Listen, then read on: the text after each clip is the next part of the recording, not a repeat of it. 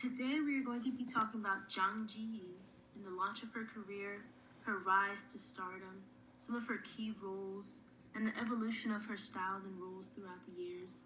We're also going to be analyzing some of her film scenes just to compare and contrast the stages of her career, as well as we're going to talk about how she's impacted gender representations and Chinese femininity in her career.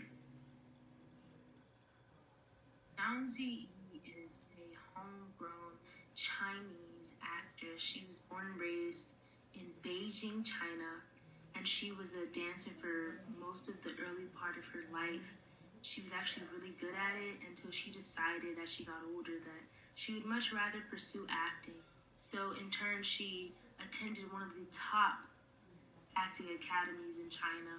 And after she graduated, she was scouted by the famous director Zhang Yimou, who we know very well from the films Raise the Red Lantern, Not One Less, Yellow Earth, among many other things.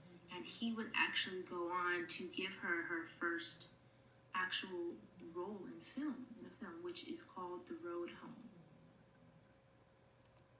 The Road Home is a film directed by Zhang Yimou. This is Zhang Ziyi's debut film in cinema. And this film is very different than we're used to seeing Zhang Ziyi.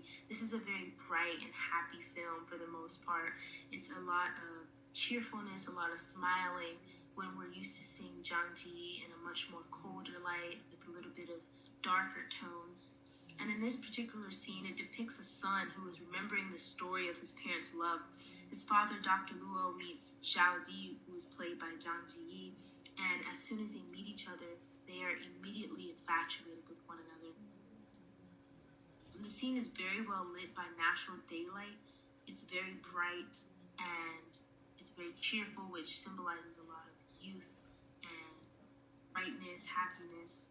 And the non-diegetic sounds we hear is the music, which sets a romantic and nostalgic tone. It symbolizes youth love, young love. We see both of them in this particular scene in point of view shots that are alternating, which feels really endearing as they exchange gazes and smiles as they are meeting for the first time. Not long after Zhang Ziyi's debut performance with Zhang Yimou, she was immediately cast in seemingly the biggest role of her life within literally the following year, which was Crouching Tiger, Hidden Dragon, the film that we know her so well for, a film that did exceptionally well in the international market and Western markets.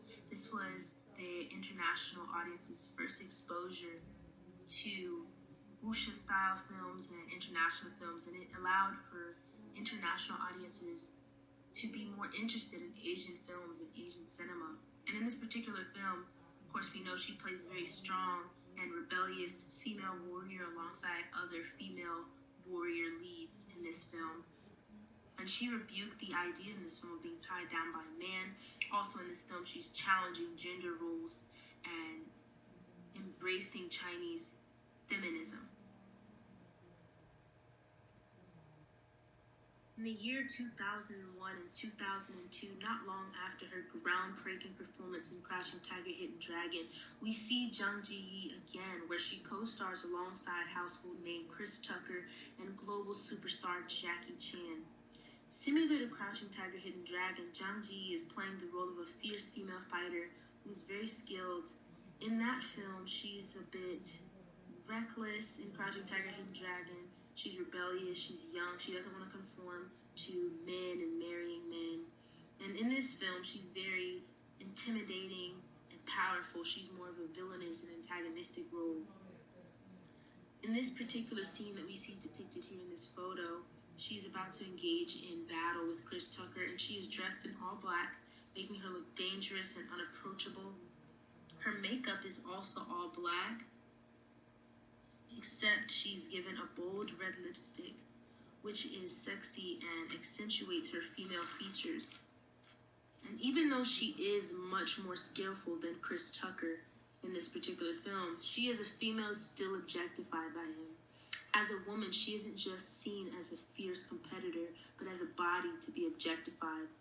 And Chris Tucker states that he won't hold back because she's a woman, which initially sounds good and he should treat her as an equal, but he continues and states that she is a beautiful man with a perfect body.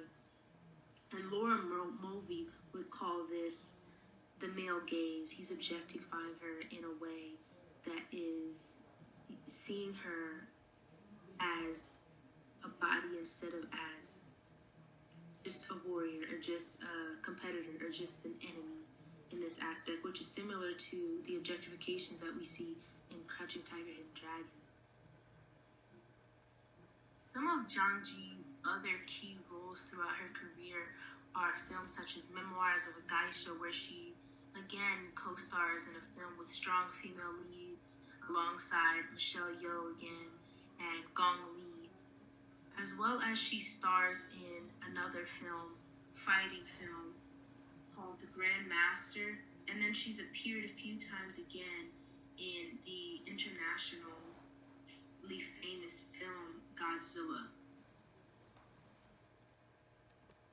In 2005, Ron Kai states in an article that Chinese society is the reflection of a male sphere of operation. This just means that in China, it operates around male thinking.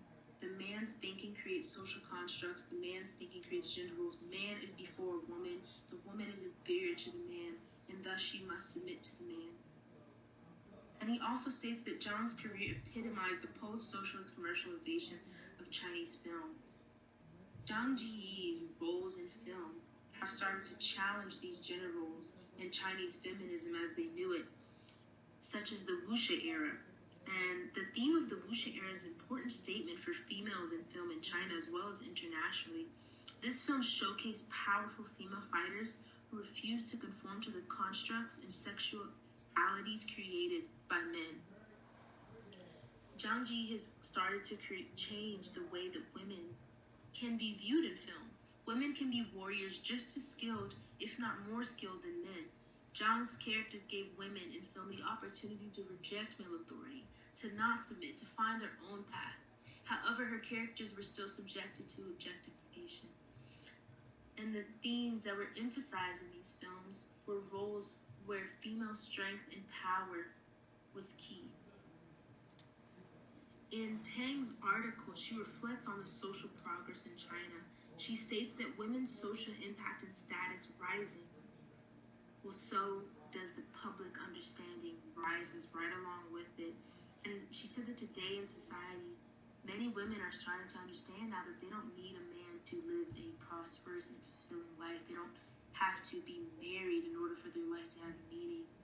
Being connected with a man does not give them purpose. And she also stated that the beauty of strong and confident women comes from deeper than their skin, just like those elegant ladies in the Europe and the US.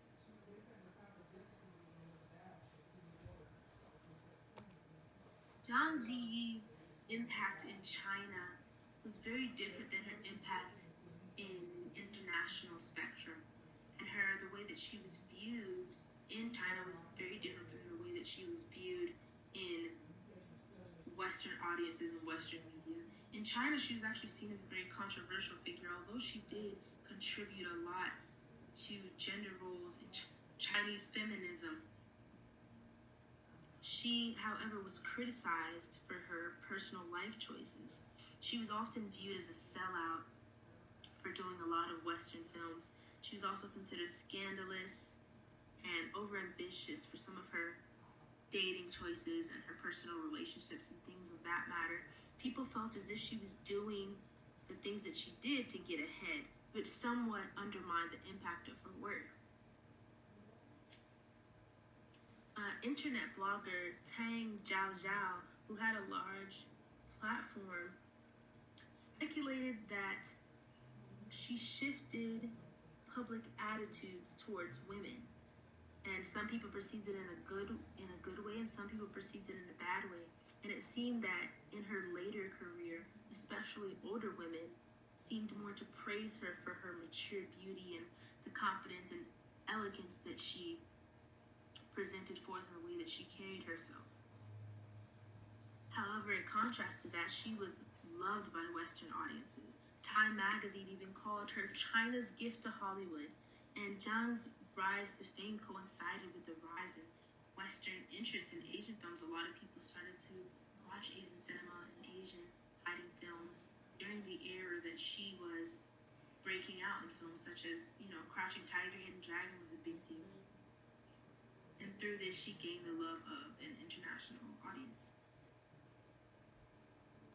To wrap things up, today we have talked about the launch of Zhang Ziyi's career, some of the key roles she's played in, the movement that she's been a part of, such as the wuxia and feminism, as well as her role in breaking gender roles and gender barriers and changing the way that Chinese women were seen in film, not just in China, but also on an international platform.